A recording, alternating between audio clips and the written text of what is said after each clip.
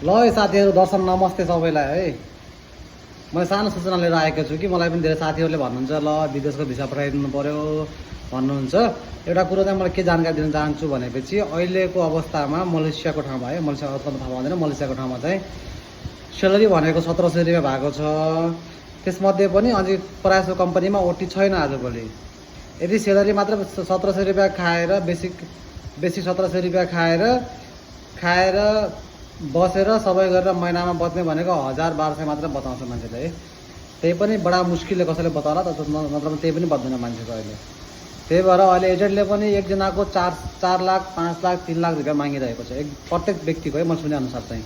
भनेपछि हजुरलाई महिनाको 30,000 रुपियाँ कमाएर हजुरलाई ऋण तिर्न 1 वर्ष लाग्छ क्या अन्दाजी है। 1 वर्ष 1.5 वर्ष मजाले त्यो ऋण तिर्न लाग्छ भनेपछि यदि हजुर मलेसिया आएर 5 वर्ष 10 वर्ष 20 वर्ष बस्न चाहनुहुन्छ भने त्यो चाहिँ बेग्लै कुरा है। त्यसको लागि चाहिँ आउँदा पनि हुन्छ त, 4 लाख रुपियाँ तिरेर आउँदा पनि हुन्छ। होइन भने हजुरले 3-4 लाख रुपियाँ तिरेर मलेसिया 2 वर्षको कन्ट्र्याक्टमा आउनुहुन्छ भने चाहिँ त्योभन्दा हजुरले नआएकै राम्रो। किनभनेपछि सबै कम्पनीमा ओटी चलेको पनि छैन। अहिले महँगाइले यति लामो महँगिएको छ भनेपछि कुरै छोड्दिउँ।